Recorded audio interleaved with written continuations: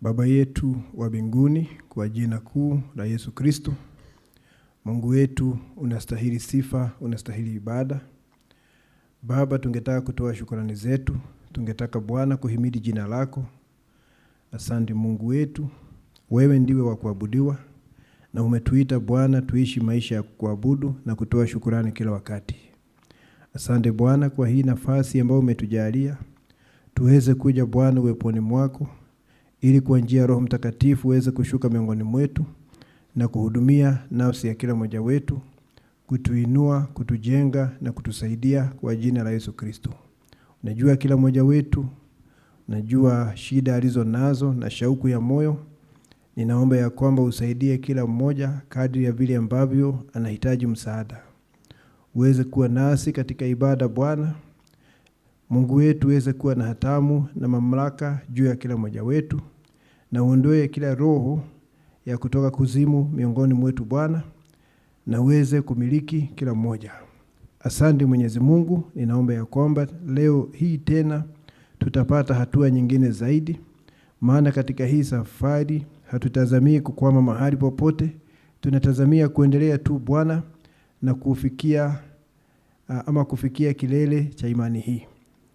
Tuna mahitaji mengi miongoni mwetu. Ninaomba ya kwamba ushughulikie hitaji la kila mmoja kwa jina la Yesu Kristo. Na mwisho wa ibada hii Bwana, ninaomba ya kwamba sifa na utukufu zikurejee wewe. Nasi Bwana tuzidi kuongezeka na kuimarika kiroho. Maana tunaomba kwa imani kwa jina la Yesu Kristo. Amen. Tutafungua Matendo 9.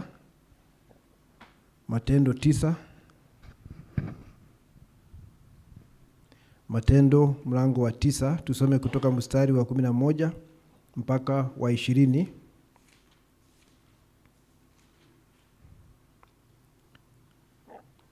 Bwana akamwambia simama, anaongea na Paulo.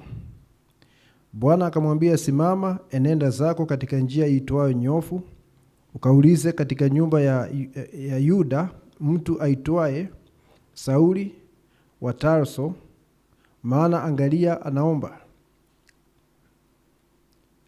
Naye amemwona mtu jina lake Anania akiingia na kumwekea mikono juu yake apate kuona tena. Mungu anaongea na Anania hapa.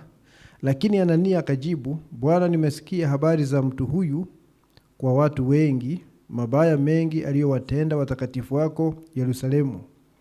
Hata hapa ana amri itokayo kwa wakuu wa makuhani awafunge wote wakuitiao jina lako. Lakini Bwana akamwambia, nenda tu, kwa maana huyu ni chombo kiteule kwangu, alichukue jina langu mbele ya mataifa na wafalme na wana wa Israeli. Maana nitamuonesha yalivyo mengi yatakayompasa kuteswa kwa ajili ya jina langu. Anania akaenda zake, akaingia mle nyumbani, akamwekea mikono akisema, ndugu Sauli, Bwana amenituma Yesu, yeye aliyekutokea katika njia uliyojia, upate kuona tena, ukajazwe Roho Mtakatifu. Mara vikaanguka machoni pake vitu kama magamba, akapata kuona, akasimama, akabatizwa, akala chakula na kupata nguvu. Akawa huko siku kadha wa kadha pamoja na wanafunzi walioko Dameski. Mara akamhubiri Yesu katika masinagogi kwamba yeye ni mwana wa Mungu. Bwana abariki usomaji wa neno. Tunaweza kuketi.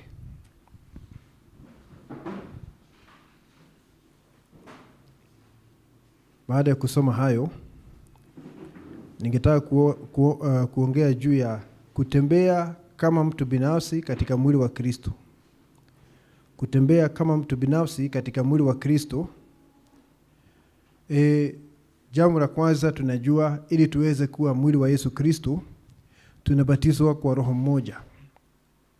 Tunabatizwa kwa Roho mmoja, tunakuwa mwili mmoja wa Bwana wetu Yesu Kristo. Uweze kujiunga na ule mwili. Uweze kujiunga bila tukio kutoka mbinguni na useme ya kwamba wewe ni sehemu ya mwili. Lazima pawe na tukio kutoka mbinguni ili uweze kuwa sehemu ya ule mwili. Na kile Mungu amefanya kupitia vizazi vyote ni kwamba katika kila kizazi waaminio wa hicho kizazi wanabatizwa kwa Roho Mtakatifu. Wanabatizwa kwa Roho mmoja na wanaingia katika mwili mmoja, wanakuwa sehemu ya kanisa la Mungu aliye hai. Hiyo ni kuzaliwa mara ya pili. Ili ukaweze kuwa sehemu ya mwili wa Yesu Kristo, unazaliwa mara ya pili. Na hao ndio watu ambao Bwana Yesu Kristo anakuja kunyakua hivi karibuni. Ni wale ambao wameingia katika mwili, wale walipitia vizazi vya kanisa na sasa wamelala ndani ya Kristo, lakini walibatizwa na Roho Mtakatifu katika vizazi vyao. Na wale tulio hai ambao tumesalia nasi tunazaliwa mara ya pili, waaminio hao wote tangia zamani za mitume mpaka sasa ndio wanaitwa mwili wa Yesu Kristo, na ukiingia pale huwezi kutoka. Kuna watu wanapata wazo ya kwamba unaweza kumkosea Mungu na aweze kukupokonya Roho Mtakatifu, maana umekuwa mbuzi, sasa Mungu angoja tena mpaka wakati utakuwa kondoo tena ili aweze kurejea. Hakuna jambo kama hilo. Ukiingia pale unaingia mara moja ya kutosha. Na huwezi kutoka. Ukikosea Mungu atakuadhibu, lakini huwezi kutoka katika mwili wa Yesu Kristo. Na huwezi kuzaliwa mara ya pili na kisha Mungu akuondolee jambo hilo, haiwezekani. Kwa hivyo sio kujiunga na kanisa, ni kuzaliwa mara ya pili. Na hapo ndipo huwezi kupata waaminio aina tatu. Najua nabii anasema kila kusanyiko kama hili na lingine mahali pengine kote, anasema kuna watu aina tatu. Kuna muaminio halisi hapo ndani. Kuna mtu ambaye anajifanya ni muaminio lakini si muaminio, na anakaa hapo akichunguza kile anaona kama ni makosa ili siku moja aweze kusaliti waaminio. Na kuna mtu ambaye si muaminio hata kidogo, na ile siku ataona kitu ambacho kinamkwaza ataondoka mara moja. Hiyo tukiongea juu ya waaminio aina tatu, hiyo ni katika kusanyiko kama hili. Lakini tukiongea juu ya mwili wa Yesu Kristo, nabii anasema mwili wa siri, hapo hakuna waaminio aina tatu, ni aina moja tu, kwa sababu Mungu hawezi kufanya kosa la kumzaa mara ya pili mtu ambaye si mteule. Wale wanazaliwa pale ndani ni wateule peke yao, wanajazwa kwa Roho Mtakatifu katika nafsi ili waingie katika mwili huo, na hapo kuna waaminio aina moja, waaminio halisi. Lakini baada ya kuingia katika ule mwili, kama vile ambavyo nimesema majuma kadha ambayo yamepita sasa, ungali unasalia mtu binafsi ndani ya kanisa la Mungu aliye hai. Ni kweli wewe ni sehemu ya kanisa la Mungu aliye hai, maana Biblia inasema ya kwamba mwili ni mmoja lakini viungo ni vingi, na kile kinaitwa kiungo pale ni mtu binafsi. Wewe ni kiungo katika mwili wa Yesu Kristo, mimi ni kiungo na mwingine ni kiungo. Ni kusema mtu mmoja hawezi kukamilisha biharusi wa Yesu Kristo, na lazima viungo viletwe vingi ili tuweze kuwa na mwili wa Yesu Kristo. Lakini ukisha kuingia pale na wewe ni sehemu ya ule mwili, wewe ni mtu binafsi. Tukasoma hapa nabii akisema ya kwamba umekatwa kwa njia tofauti na una asili tofauti. Anasema you are cut out differently and you are natured differently. Una asili tofauti kwa sababu ya kazi fulani katika mwili wa Bwana. Wengine wamekatwa waweze kufanya kazi kubwa na wengine kazi kidogo tu. Na huyo ni Mungu anafanya hivyo kulingana na hekima yake. Lakini sisi sote tuko katika uchumi wa Mungu. Na kwa hivyo, kwa sababu wewe ni mtu binafsi, ingawa uko ndani ya mwili wa Yesu Kristo, lakini wewe ni mtu binafsi, kuna njia ambayo utapitia ukiwa ndani ya ule mwili, na itakuwa ni njia yako peke yako. Tunajua tunaamini neno, sote tunaamini neno, ujumbe wa kizazi, tunazaliwa mara ya pili, tunajazwa kwa Roho Mtakatifu. Hayo tunajua ni hivyo, lakini ndani ya huo mwili kuna mambo utapitia ukiwa peke yako, na hakuna mtu atakusaidia, kwa sababu ni wewe Mungu anatengeneza ukipitia njia fulani. Anakunyosha ukipitia njia hiyo. Ningetaka tuelewe jambo hilo. Na wakati Mungu anaachilia upitie njia fulani, na labda iko na majaribu mengi, ujue kwamba si adhabu. Si adhabu, si kwamba Mungu anakuadhibu.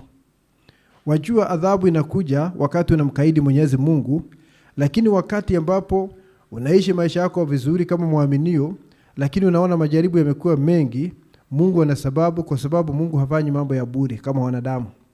Kuna sababu ya kuachilia hayo katika maisha yako. Kuna sababu.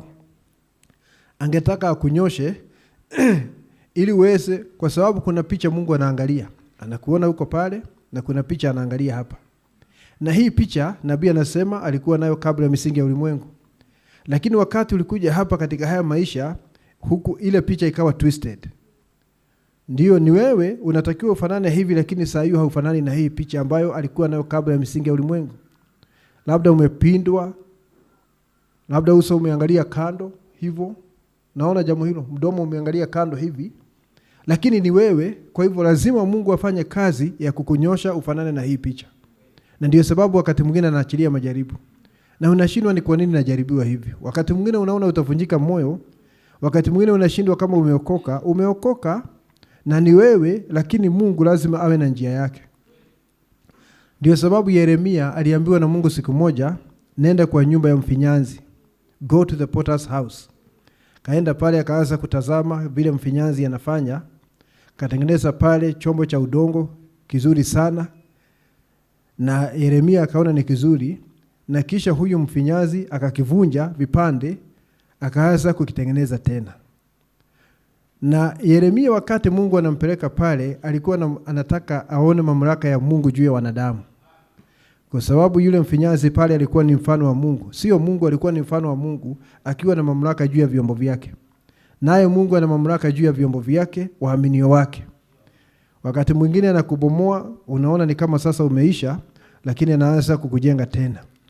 Kwa sababu hiyo ni hekima yake na hayo ni mamlaka yake. Na nabii anasema hakuna mtu ambaye anaweza kuonesha Mungu namna ya kuendesha shughuli zake kwa njia bora zaidi. Biblia inasema pia katika Waefeso ya kwamba hakuna mtu anamshauri Mungu. Huwezi kumpatia ushauri. Na unajua mara nyingi tumewahi kuwa na hiyo hatia ya kumshauri. Kwa sababu unaomba Mungu kwa ajili ya jambo fulani, lakini wakati huo unapomuomba unampendekezea kile anafaa kufanya. Unapendekezea Mungu kile ambacho anafaa kufanya hata wakati ambapo unamuomba. Tumekuwa na hatia ya kujaribu kumshauri Mungu. Biblia inasema hakuna mtu anaweza kumshauri Mungu. Mungu ni mkamilifu, hekima yote ni yake. Na kile cha maana sana tunaweza kufanya kama waaminio ni kujisalimisha kwa mapenzi yake. Na kusema mapenzi yako yaweze kufanyika. Jambo hilo katika kusemwa ni rahisi, kusema mapenzi yako yakafanyike. Lakini likija kutukia unaanza kuona si hivi nilikuwa ninafikiria. Sio vile nilikuwa nafikiria. Kwa sababu mapenzi ya Mungu ni tofauti sana na nia ya binadamu. Ndio sababu Mungu anasema njia zako sio njia zangu. Mawazo yako sio sawa na mawazo yangu. Mungu atusaidie tuweze kupata nia ya Kristo. Ukipata nia ya Kristo hutakuwa na shida, kwa sababu kutoka hapo utajua kile ambacho unafanya sio wewe, ni Kristo ambaye anaishi ndani yako. Lakini kama ni mawazo yako na Mungu anataka nia yake na itendeke, basi utakuwa na shida nyingi sana. Mungu atusaidie. Mungu anaangalia picha ambayo alikuwa nayo kabla ya misingi ya ulimwengu. Alikuwa na hiyo picha ya ukamilifu. Lakini kwa sababu tulizaliwa katika hii dunia tukiwa tumepotoka, ulipokuja hapa ile picha haikuwepo. Ilikuwa twisted. Imepindwa na kupindwa na kubondwa kila mahali. Na sasa Mungu anataka aanze kukurekebisha ufanane na picha hii. Na ndio sababu anaanza kufanyia kazi. Kwingine unapata uchungu mwingi sana, lakini ni Mungu angali akifanya kazi. Na mwishowe anataka uwe katika hiyo sura ambayo alikuona nayo kabla ya misingi ya ulimwengu, na uweze kufanya ile kazi ambayo Mungu alikuteulia kabla ya misingi ya ulimwengu. Huwezi kufanya ile kazi mpaka Mungu akurekebishe, akunyoshe uwe katika sura hiyo ili uweze kufanya kazi yake. Si unaona kuna mambo fulani Mungu anakataza mtu afanye kabla ya kuchukua hatua fulani. Waliambiwa wasihubiri, wamepatiwa commission ama kazi ya kuhubiri kila mahali katika ulimwengu, lakini baadaye kidogo wanawaambia lakini msifanye hiyo kazi mpaka kwanza mvikwe na uwezo kutoka mbinguni. Wakahuishwa kwa Roho Mtakatifu. Kwa sababu si binadamu anahubiri, ni Roho Mtakatifu anatumia binadamu. Ameweka vipawa katika watu, lakini ni yeye anatumia vipawa vile. Sijui kama unaona jambo hilo. Mungu anakuja, anatumia kipawa cha mwalimu, huyu anafundisha, huyu naye ni mwinjilisti, huyu naye ni mchungaji, anatumia vipawa hivyo namna hiyo. Mungu ni mfanyakazi. Na hata wakati umezaliwa mara ya pili, kuna mambo mengine hujajitwalia, kwa sababu ili ujitwalie hayo lazima ukue ufike kiasi fulani. Ndio sababu tunasikia kwa mfano kuna wana wa Mungu walio na mamlaka. Kuna adoption. Na nabii anasema adoption hiyo, wana wa Mungu walio na mamlaka, sio sawa na kuzaliwa mara ya pili.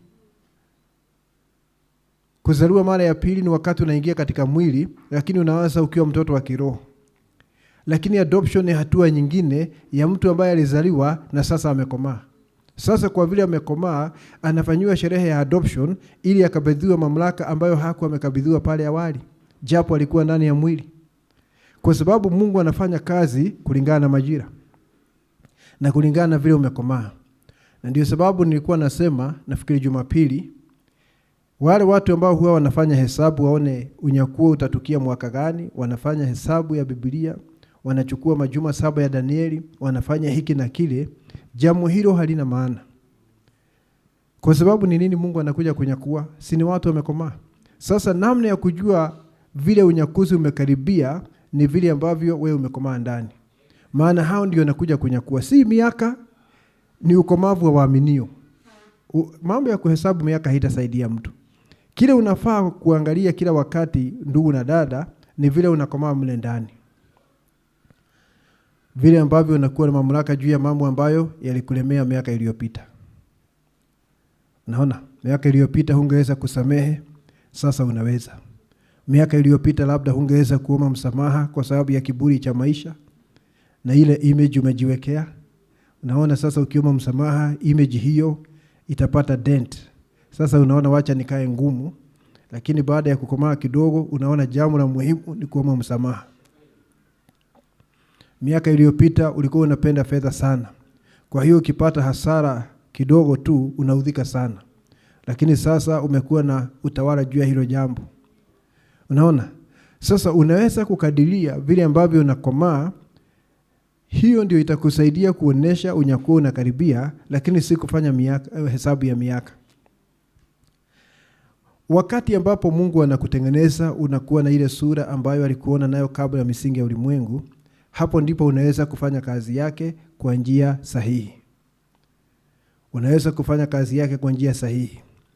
Nabii anasema katika ujumbe, kimo cha mtu mkamilifu, anasema kuna watu wengi sana wanajaribu kufanya kazi ya Mungu kabla ya kuwa na sura ya Mungu. Anasema wengi sana wanajaribu kufanya kazi ya Bwana kabla ya kujitwalia sura ya Bwana. Na anasema ya kwamba ukiwa na vipawa vya kiroho, karama za Roho Mtakatifu, tuseme hivyo, lakini hauna sifa zile 7 tunaona katika pyramid, na una karama hizi, unaombea wagonjwa, unatabiri, mambo mengine, lakini huna sifa hizi, nabii anasema utakuwa kikwazo kikubwa sana, hasa kwa wasioamini.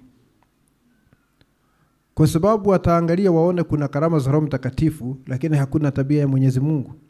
Sasa unaweza kufanya hao watu watukane Mungu.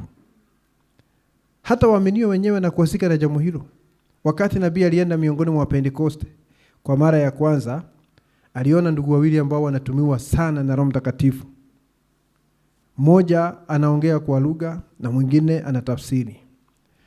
Na baadaye wakati aliwachunguza akitumia kipawa cha kiroho, akaona mmoja ni ndugu kabisa halisi na yule mwingine ni nafiki ambaye anaishi katika uzinzi na hata amempata watoto nje ya ndoa. Kasema mwanzoni nilipokuja miongoni mwa hawa watu, nilidhani nimekuja miongoni mwa malaika, yaonekana niko miongoni mwa mashetani. Si unaona vile nabii aliwaza? Kwa sababu ya unafiki wa huyu mtu. Ya kwamba ana karama za kiroho na hana maisha ya neno. Hajazaliwa mara ya pili, yuko nje ya mwili wa Yesu Kristo. Anatembea katika mapenzi ya kuruhusiwa. Anaishi maisha ya kinafiki. Sasa nabii anasema kuna wengi sana wangetaka kufanya kazi za Bwana, hata waongee msongareli yaweze kutokea hapa bila kuwa na tabia ya Mwenyezi Mungu. Mungu hangetaka hivyo. Mungu angetaka kwanza tuweze kuwa na tabia yake ili tufanye kazi zake. Anasema hivyo. Tukichukua Paulo hapa, ili ni kuonesha kwamba kila mwaminio ana njia anapitia kama mtu binafsi, ingawa yuko katika mwili pamoja na waaminio wengine, lakini kuna njia anapitia kama mtu binafsi. Tukichukua maisha ya Paulo mahali tumesoma, tunajua vile alikuwa anatesa wa Kristo akiwa anafuata sheria, na siku moja Mungu akamwangusha chini akienda kule Damascus, na hapo ndipo maisha yake yalibadilika. Akatumwa kwa ndugu mmoja ambaye alikuwa anaitwa Anania, si yule ambaye alikufa kule Jerusalem. Huyu ni ndugu mwingine ambaye alikuwa anaishi kule Damascus. Akatumwa pale ili aweze kumwekelea mikono, aweze kuona, maana alipokutana na nguzo ya moto mwangaza ulikuwa mkuu mpaka akapoteza uwezo wa kuona. Kwa hiyo akaambiwa awekelewe mikono aweze kuona na ajazwe kwa Roho Mtakatifu.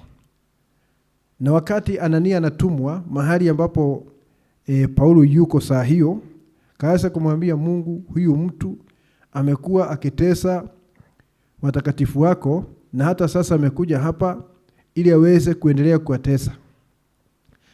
Mungu akamwambia Anania, fanya tu vile nimekuambia, kwa sababu huyu ni chombo kiteule. Aliteuliwa kabla ya misingi ya ulimwengu. Na huyu mtu, hii injili, sikia vile Mungu anasema, hii injili ataipeleka kwa watu wa mataifa na wafalme na wana wa Israeli. Nafikiri tunasikia jambo hilo. Atapeleka injili kwa watu wa mataifa na wafalme na Israeli, na nitamuonesha vile atateseka kwa sababu ya jina langu. Angalia, mateso hayo ambayo yanasemwa hapo yalikuwa sehemu ya maisha ya Paulo. Na ilikuwa hivyo kabla ya misingi ya ulimwengu, ya kwamba atakuja hapa duniani apitie maisha aina hiyo. Si kwamba Mungu amefikiria saa hiyo huyu mtu lazima apate mateso kwa sababu amekuwa akiudhi wa Kristo. Mungu alikuwa ameamua hivyo kabla ya misingi ya ulimwengu. Nafikiri tunaona jambo hilo.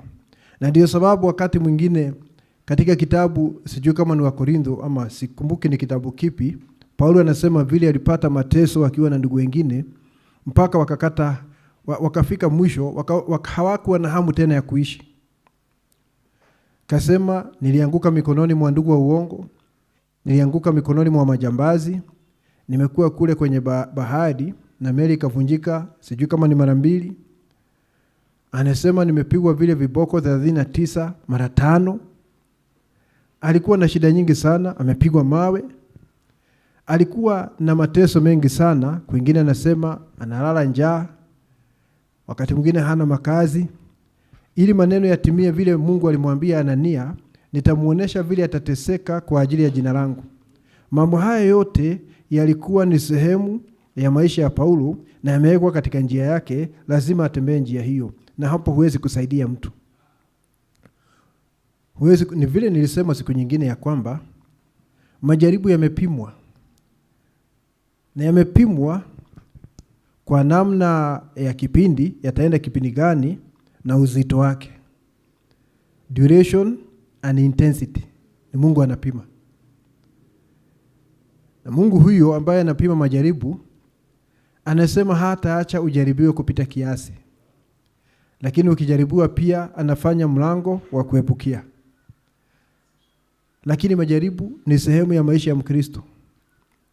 Nabii anasema wakati unakaa bila kujaribiwa, usidhani ya kwamba sasa umepata kibali zaidi cha Mungu, eti kwa sababu hujaribiwi. Anasema hiyo si kweli. Anasema kanisa la Mungu aliye hai ni lazima lijaribiwe. Kuna watu huwa wanakuja katika ujumbe, unasikia wakisema hivi, eti kabla ya kuamini jambo hili nilikuwa ninastawi hata katika biashara. Mambo yangu yalikuwa yanaendelea vizuri, na tangu niamini jambo hili hakuna kitu kinaenda vizuri. Kama huyo mtu hata kuwa imara, ataenda kwa madhehebu, atarudi katika ulimwengu. Naona, kwa sababu wazo yake ni kwamba nikija katika ujumbe nafaa, kama huu ndio ukweli, nitajirike kuliko watu wote. Basi ikiwa huu ndio ukweli, nitajirike kuliko wote kwa sababu nimekuja kwa Mungu ambaye anamiliki mbingu na nchi. Lakini Mungu hafanyi kazi namna hiyo. Mungu hasa wakati anataka akutajirishe, sio mali ya dunia hii. Anataka kwanza akutajirishe na mambo ya kiroho. Yale mambo huwezi kununua. Unajua utajiri halisi si kitu unaweza kununua. Unaweza kununua shamba, unaweza kununua nyumba, unaweza kununua motokaa. Huwezi kununua upendo wa kiungu. Huwezi kununua Roho Mtakatifu.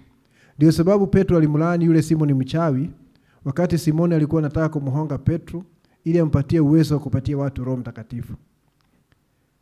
Naona, kwa sababu aliona labda hii ni level ya juu ya uchawi kuliko ile nilio nayo, sasa nataka nihonge na mimi niletwe hiyo level. Wazo potofu. Huwezi kununua amani. Nabii anasema huwezi kuingia kwa chemist ununue amani. Nimekosa amani, nataka kununua kidogo. Huwezi kununua amani, huwezi kununua upendo, huwezi kununua jambo lote la kiroho, na huo ndio utajiri wa kweli. Utajiri si haya mambo ya hii dunia, kwa sababu wakati mtu anaondoka katika haya maisha, hakuna mtu anaweza kuondoka hapa hata na sindano ile kushona nguo. Hawezi. Anaondoka bila chochote, hata mwili wake anaacha. Ikimaanisha ule hauko utajiri wa kweli. Alidanganyika ya kwamba ni tajiri lakini ni maskini. Utajiri ni mambo ambayo Mungu anakupatia ndani ya nafsi. Unakuwa mtu tajiri sana lakini kiroho. Walimwengu hawatadhani ya kwamba wewe ni tajiri, kwa sababu namna yao ya kukadiria utajiri ni yale mambo wanaona kwa macho. Ninaona motokaa, ninaona kundi la ng'ombe hapa na mambo kama hayo. Lakini utajiri ni mambo ya kiroho. Singetaka uvunjike moyo useme kwa hivyo ni kiroho tu lakini huko kwingine nitaishi maskini kabisa. Ndio sababu Mungu alisema tafuta hayo kwanza, haya mengine ya maisha haya atakuongezea kulingana na vile unahitaji. Sio kufanya Elon Musk mtu tajiri kupindukia. Mungu hana haja na hilo, lakini Mungu atakupatia msaada wa kukutosha kila mmoja wetu. Na Mungu atakupatia kile unahitaji. Ikiwa hapa kuna dada ama ndugu anahitaji motokaa, Mungu atakujalia kupata motokaa. Na kama ndugu mwingine hahitaji lakini anataka. Sijui kama umepata vile nimesema. Hahitaji motokaa lakini anataka. Mungu anajua huhitaji, lakini wewe kibinadamu, kama mwanadamu ungetaka motokaa, hutapata. Na hata ukifanya juhudi uweze kuwa, itakuletea shida na hasara mpaka utaachana nayo. Kwa sababu hayako mapenzi ya Mungu. Maana wakati tunaomba Mungu, Mungu hatupatii kile tunataka kama binadamu, anatupatia kile tunahitaji. Need, sio kile unataka. Tuelewe jambo hilo. Ndio sababu mmoja anaweza kupata motokaa na Mungu hataona haja ya kupatia mwingine kwa sababu hahitaji, lakini yule naye anahitaji. Tuweze kuelewa mambo hayo. Tukielewa hivyo hatutakuwa tunaoneana wivu, kwa nini huyu amepata na mimi sina. Unaona? Kwa sababu Mungu anajua hitaji la kila mtu. Hata wale ambao wanataka kuingia katika ndoa, anajua unahitaji nini. Na ni nani huyu akija katika maisha yako atatimiza hitaji hilo. Na wakati mwingine mtu anaanza kuletwa katika maisha yako, nani huyu kweli? Sikuwa nafikiria hivi, sikuwa nafikiria mtu kama huyu. Kwa sababu ulikuwa unafikiria kibinadamu. Ulikuwa unafikiria kibinadamu, lakini Mungu anajua kile unahitaji. Mungu atusaidie. Sasa Paulo wakati alianza kuhubiri neno, alianza na Waisraeli. Waisraeli wakamkataa. Ndio sababu alifika siku moja katika mji mmoja, Wayahudi wakaleta vurugu dhidi ya huduma yake. Akachukua viatu vyake na kukungutia vumbi mahali pale, kuonesha ya kwamba hukumu itakuwa juu ya hawa watu, maana wamekataa injili. Akaachana na Israeli. Na Paulo anasema hapo ya kwamba ilifaa kwanza tuwahubirie ninyi wana wa Israeli wokovu huu kwanza, kwa sababu ninyi ndio mlikuwa na ahadi ya Masihi. Lakini kwa sababu mmekataa na kuona ya kwamba hamna haja na uzima wa milele, basi kutoka sasa tumewaacha, tutaenda kwa watu wa mataifa nao watasikia. Na wakaacha Israeli. Wayahudi ambao walikuwa katika mtawanyiko sehemu mbalimbali wakaendea watu wa mataifa. Na katika huduma yake, huduma ya Paulo miongoni mwa watu wa mataifa, alifanya safari kama 3 ama 4 za umishonari kuzunguka kote kote. Anaanza Antioch, anaenda mpaka Italia, mpaka wapi, mara 3 katika sehemu ambayo ilikuwa na watu wengi siku hizo, na akamaliza kazi yake miongoni mwa watu wa mataifa. na sasa ikasalia wafalme. Ilipofika sasa wafalme, najua mfalme mkuu alikuwa ni Kaisari akiwa Rome. Sasa ilibidi ashikwe. Aliposhikwa huko Jerusalem, alikuwa anatoka kwa mfalme mmoja mpaka kwa mwingine. Anakata kauli, anasukumwa kwa huyo mwingine. Huyo mwingine naye anaamua waacha asukumwe kwa fulani. Unaona? Mpaka mwishowe akaenda kule Rome ili asimame mbele ya Kaisari. Biblia katika kitabu cha Matendo haionyeshi akisimama mbele ya Kaisari, lakini historia inasema alisimama na akaachiliwa. Lakini alipoachiliwa baadaye, yule mfalme, kukawa na moto ambao uliwaka katika mji wa Rome, Rome ikateketea. Yule bwana akasema ni Wakristo wamechoma, kwa hivyo akaanza kuua Wakristo. Hapo ndipo Paulo aliuawa na waaminio wengine. Na wakati ambapo alikuwa anaenda sasa ashikwe, kuna waaminio walianza kumwambia usiende Jerusalem kwa sababu tumeona utashikwa. Na wanaongea kwa msaada wa Roho Mtakatifu. Hata yule nabii Agabo akaja siku moja, akaingia katika nyumba, hakujua Paulo ni nani. Na Paulo alikuwa ameweka mshipi wake juu ya meza, kachukua ule mshipi akajifunga, akasema mwenye huu mshipi atafungwa vile nimejifunga hapa akifika Jerusalem. Waaminio wakaanza kumwambia, ndugu, usiende huko. Kasema, nyinyi mnataka kuniweka uoga kwa nini? Nitaenda. Na si kushikwa tu, niko tayari kufa kwa sababu ya jina la Bwana wetu Yesu Kristo. Hebu tusome Biblia zetu. Matendo 21. Matendo 21, ili uone kila mtu ana njia ambayo ameandaliwa na hamtamzuia kupitia njia hiyo, hata mkiwa waaminio wengine. Wakati mwingine mnaweza kosa kumuelewa, hata yeye anaweza kukosa kuelewa kwa nini anapitia njia hiyo, lakini kwa sababu ni jambo Mungu alipanga kabla ya misingi ya ulimwengu, ni lazima litimie. Inasema hivi, Matendo 21 mstari wa 8. Huyu ni Luka anaandika, asubuhi yake tukaondoka, tukafika Kaisaria, tukaingia nyumbani mwa Filipo, mhubiri wa Injili, aliyekuwa mmoja wa wale 7 wale mashemasi ambao walichaguliwa pale katika Matendo 6. Tukakaa kwake. Mtu huyu alikuwa na binti 4 mabikira waliokuwa wakitabiri. Basi tulipokuwa tukikaa huko siku nyingi, nabii mmoja jina lake Agabo akashuka kutoka Uyahudi. Alipotufikia, akautoa mshipi wa Paulo, akajifunga miguu na mikono, akasema, Roho Mtakatifu asema hivi. Najua manabii mara nyingi wanaonesha mambo yao kwa ishara. Roho Mtakatifu asema hivi, hivi ndivyo Wayahudi wa Yerusalemu watakavyomfunga mtu mwenye mshipi huu. Kwa hivyo Agabo anatabiri, nao watamtia katika mikono ya watu wa mataifa.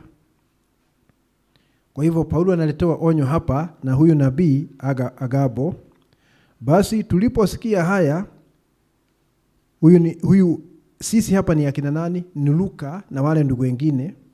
Basi tuliposikia haya, sisi na watu wa mahali pale, kimaanisha wale waaminio wengine, tukamsihi asipande kwenda Yerusalemu. Wakaanza kumsihi Paulo, tafadhali ndugu, usiende Jerusalem, ukienda kule utashikwa na utawekwa katika mikono ya watu wa mataifa. Na kile ambacho wanamwambia ni kweli kabisa, wamefunuliwa na Roho Mtakatifu, lakini roho huyo pia amepanga Paulo apitie njia hiyo. Je, hapo kuna conflict? Kuna mambo yamepigana. Mungu anafunua vile Paulo atateswa, mpaka ndugu anamuonya usiende pale, lakini Mungu alikuwa ameambia Anania, huyu mtu atateseka kwa sababu ya jina langu. Na hilo jambo sasa liko katika moyo wa Paulo. Tuendelee kusoma. Basi tuliposikia haya, sisi na watu wa mahali pale, tukamsihi asipande kwenda Yerusalemu. Ndipo Paulo alipojibu, sikia sasa, uone kama Mungu amepanga utapitia njia fulani, utapitia njia hiyo. Huenda ndugu wengine wasikuelewe, lakini ni wewe Mungu ameongea nawe katika moyo wako. Mambo mengine unafanya ndugu, lakini labda hata wandugu hata kuelewa. Ili mradi ni Mungu anakuongoza, wataelewa baadaye. Okay? Ndipo Paulo alipojibu, mnafanya nini? Kulia na kunivunja moyo. Naona?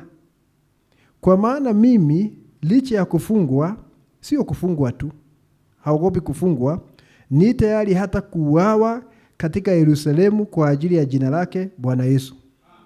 Akasema niko tayari kufa.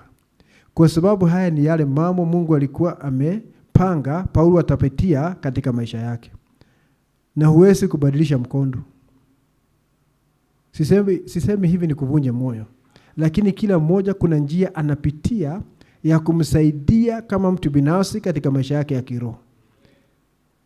Na sote tuko ndani ya mwili lakini njia haifanani. Kila mtu ana njia yake ambayo utapitia. Unaona? Alipokataa shauri letu, yani hakuwasikiza, tukanyamaza tukisema mapenzi ya Bwana na yatendeke. Na ni kweli mapenzi ya Bwana na yatendeke. Na mapenzi ya Bwana ilikuwa ni ashikwe. Ili akishikwa anatoka kwa mfalme mmoja mpaka kwa mwingine. Huyu anafanya kesi, anaona huyu mtu ningemwachilia isipokuwa ni hawa Wayahudi, wacha nimsukume kwa yule mfalme mwingine. Akasukumwa hivyo mpaka Roma. Kwa nini?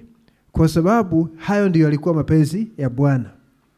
Hayo ndio yalikuwa mapenzi ya Bwana, aweze kupitia njia hiyo, na mwingine si Paulo tu, mwingine naye apitie njia nyingine tofauti. Unaona jambo hilo?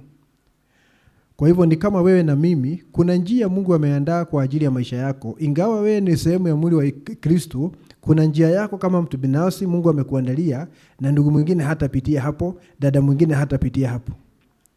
Hata ukimwalika mpitie hapo na yeye haitafanya kazi. Kwa sababu haya ni mambo Mungu alitengeneza kabla ya misingi ya ulimwengu. Haitafanya kazi. It will not work. Lazima kila mmoja apitie ile njia ambayo ameandaliwa, na hiyo ndio sababu hata waaminio hawa walifika mahali wakasema mapenzi ya Bwana yafanyike. Na Mungu atusaidie kuwa tunasema hivyo. Mapenzi ya Bwana na yafanyike. Kuna wakati unahisi uko juu sana kiroho. Kuna wakati muamini huwa anahisi ni kama unaweza kufanya nini? Kuruka uende anga za juu na uende zako. Wakati mwingine unahisi uko kwa bonde, in the valley, kule chini kabisa kwa magenge ya mawe. Mpaka unashindwa kama umeokoka, na ni wewe yule. Nani anafanya hivyo? Ni Mungu anafanya hivyo pakiwa na sababu. Ni Mungu anafanya hivyo. Wakati mwingine unapitia wakati mzuri, wakati mwingine unakuwa wakati mgumu. Unajua wakati mke wa Ayubu alikuja akamwambia Ayubu, tukana Mungu ufe, haya mateso yamezidi. Yaani Ayubu alipaki peke yake anasimama. Marafiki zake wamemgeuka, mwishowe mke akamgeuka. He was the last man standing. Kaachwa peke yake. Sasa hata mke akachoka. Akaona hii stress ni kubwa sana.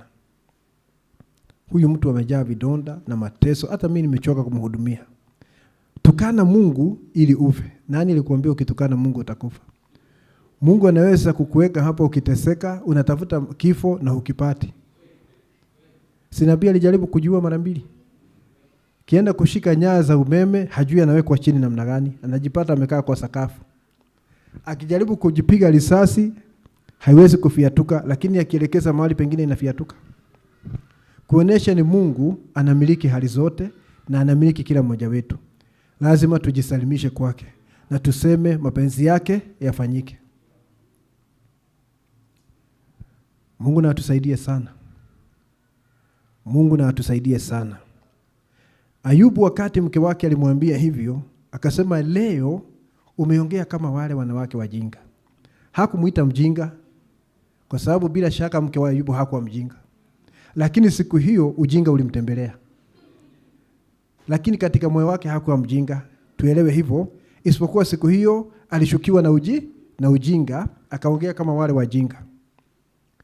Kasema tutakuwa tukifurahi tu wakati Mungu anatupatia mema. Si hata akileta mabaya tufurahie. Na hiyo sio rahisi brother. Mabaya kufurahia sio rahisi. Lakini Ayubu alisema hivyo. Kwa sababu Ayubu alikuwa anajua ingawa ninapitia hizi shida, Mungu ni mwenye haki. Kwa hivyo kuna njia Mungu atakubali upitie hapa. Labda unanyanyaswa kidogo hapa. Labda pale huku lipo mshahara na mambo mengine. Wakati mwingine Mungu anaacha jambo lifanyika katika maisha yako, aone vile utafanya. Anafanya hivyo, aone vile utafanya. To see what you are going to do. Unaona jambo hilo? Si kwamba Mungu amekuachilia. Mungu haja kuachilia, alisema hata tuacha ama kutuachilia. lakini anaachilia baadhi ya mambo hayo yaweze kufanyika. Wakati mwingine unaweza kulazimika kulipia vitu ambavyo hukuchukua. Unalipia. Naona, unalipia vitu ambavyo hukuchukua kwa sababu ya jina la Bwana. Mambo hayo yote yana maana, si kama ni hasara Mungu anasababisha upitie. Mambo hayo yana maana kwa sababu yananyosha tabia yako. Mungu anajua binadamu katika hali yake ya kwanza kabla ya kukombolewa anaongozwa na nia iliyo na nguvu sana ya ulimwengu, na tamaa ya ulimwengu, na hamu kwa ajili ya mambo ya ulimwengu. Na anajua ile njia atakupitishia kuweza kuondoa hamu hiyo yote. Na ile njia anapitishia huyu ndugu ni tofauti na huyu dada. Kwa sababu huyu anaweza kuzidiwa sana na jambo fulani, na huyu naye anazidiwa na jambo lingine. Kwa hivyo Mungu ni kama tailor, fundi ambaye anapimia kila mtu. Anapima majaribu, haya yanafaa huyu. Haya nayo yanafaa huyu. Na wakati atafika mwisho, atakuwa amenyoka, atakuwa katika sura yangu. Kuna njia unaweza kufuata, wengine wakose kukuelewa ama wakuelewe vibaya. Na kuna njia unaweza kufuata hata wewe mwenyewe usielewe kwa nini unapitia hayo. Lakini utakuja kuelewa baadaye wakati hilo jambo limeshapita, ukiangalia nyuma uelewe. Kama vile nabii anasema katika ujumbe ambao unaitwa utanijengea nyumba aina gani? What house will you build me? Akiwa katika jangwa la Arizona, mahali ambapo alikuwa anapokea funuo za neno na anarudi Jeffersonville, anasema kule kulikuwa yale maeneo ya Arizona yalikuwa ni sehemu kavu sana. Anasema makanisa pia yamekufa kiroho, hakuna uzima ndani ya makanisa, yamenyauka na kufa. Anasema kila kitu kilikuwa kinyume naye. Na siku moja akawa akiuliza Mungu, kwa nini nilikuja huku? Niliacha kanisa nzuri sana kule Indiana, watu ambao wananipenda, mahali ambapo hakuna ukame kama huu. Kwa nini nilikuja katika sehemu kama hii ya ulimwengu? Na ndipo Mungu akamfunulia, ili Musa aandike Agano la Kale ilibidi atenganishwe na watu wa familia aende jangwani. Na ili Paulo aandike Agano Jipya ilibidi atenganishwe na watu wake, akaenda kule jangwani Arabia apate ufunuo wa kuandika Agano Jipya. Na nabii anasema maagano hayo sasa yamefungwa na mihuri 7. Yale Musa alisema, yale Paulo alisema, yote yamefungwa na mihuri 7. Kasema lazima kutokee mwingine, ambaye sasa kazi yake haitakuwa ni kuandika agano lingine, lakini ni kufunua maagano yale. Mihuri 7 inafunua kile Musa alisema na kile Paulo alisema na kuleta maana yake. Akasema na huyo mtu kama wale ili waandike ilibidi waende jangwani, watenganishwe na wapendwa wao, huyo mtu naye lazima aende jangwani atenganishwe na watu wake, ili aweze kupata ufunuo wa kufunua agano lote. Sasa akaangalia kaona, ndio sababu niko hapa. Mahali jangwani kabisa, makanisa yamekufa yaliyo huku ya Kipentekosto. Hapa hakuna kingine isipokuwa wanyamapori na hewa ambayo ni joto sana. Mambo kama hayo ni kwa sababu anapitia njia kama ile ya Paulo na Musa, lazima aende jangwani apate uvuvio wa kufunua Biblia. Na alikuja kuona hivyo wakati ameshaishi kule Arizona karibu miaka 3. Kwa sababu wakati Mungu anakuongoza kutimiza jambo fulani, saa hiyo unapitia jambo hilo, huenda hujui maana yake. Lakini baadaye ukiangalia nyuma utaona ni kwa nini Mungu alikupeleka njia hiyo. Kwa hivyo tujue ya kwamba ukiwa katika huu mwili wa Yesu Kristo, kuna njia Mungu atakupitishia na ni wewe binafsi. Na hapo lazima tuseme kama hawa waaminio vile walisema. Lakini hapo utasema juu ya maisha yako mwenyewe, mapenzi ya Mungu yafanyike. Na unajua kusema hivyo si rahisi. Nimewahi kuona kesi kadhaa, nataka kufungia hapa, mahali ambapo tunaombea mtu mgonjwa, tunaombea amezidiwa sana, miaka inaenda haponi, na siku moja unasema mapenzi yako yatendeke, anakufa siku hiyo. Ikimaanisha alikuwa ni mapenzi yake yaende, lakini tulikuwa tunang'ang'ana na Mungu. Is that too harsh? Hiyo ni ukweli. Ukisema mapenzi ya Mungu yafanyike, unaona mtu anaenda. Na anaenda kwa maana ni muaminio. anaenda kwa amani, kwa sababu hayo ndio yalikuwa mapenzi ya Mungu, lakini tulikuwa tunang'ang'ana na mapenzi ya Mungu. Hata ndugu mmoja alisema kabla ya kufa, kasema ninaona nataka kwenda lakini kuna mtu ananishikilia mahali. Kumbe ni wengine walikuwa wanaomba kila wakati kwa ajili yake, wanamshikilia. Lakini mapenzi ya Mungu yalikuwa ni afanye nini? Aende ngambo ile nyingine. Mapenzi ya Mungu ni kinyume na vile tunafikiria. Na hata hivyo tunaomba mapenzi ya Bwana yafanyike. Wacha Mungu atupatie neema. Kila mmoja kuna njia anapitia. Ingawa tuko katika ufalme mmoja, lakini kila mmoja kuna njia utapitia kama mtu binafsi ya kukusaidia wewe na kukunyosha uweze kuwa na ile sura Mungu alikuona nayo kabla misingi ya ulimwengu. Na Mungu atupatie neema ya kupitia njia hiyo, ili mwishowe tuweze kuona tumepata ufanisi wa kiroho. Ningetaka tuombe. Tuombeni. Baba yetu wa mbinguni, kwa jina kuu la Yesu Kristo, Mungu wetu, tunasifu jina lako, tunasema ya kwamba unastahili. Ni asante Baba kwa sababu ya rehema zako na neema. Mungu wetu, umetuleta umbali huu kwa sababu wewe ni mwingi wa rehema na unazidi kufunua neno lako ili tuweze kujiona katika neno, kwa sababu utambulisho wetu ni katika neno lako. Nje ya neno Bwana hatuna urithi na hatuna usalama na hatuna chochote. Tusaidie Bwana kupata ufunuo wa neno. Tusaidie Bwana kujua mapenzi yako ni yapi kwa ajili ya maisha yetu na kukufuata kwa uaminifu wakati unatuongoza kwenda katika nchi ya umilele. Usaidie kila mmoja wetu, kila ndugu na kila dada, mpatie neema ya kutosha ili aweze kuwa mshindi katika maisha yake. Na yale majaribu ambayo tunayapata kila siku, ninaomba neema ya kutosha ili tuweze kushinda hayo majaribu na tuweze kuwa mashahidi wa kweli wa Bwana wetu Yesu Kristo kwa maisha yetu na kwa ushuhuda wa vinywa vyetu.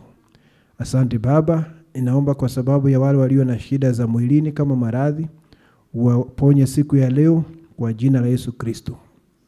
Pokea sifa na shukrani, tuwakabidhi yote mkononi mwako, na ni kwa jina la Bwana wetu Yesu Kristo. Amina.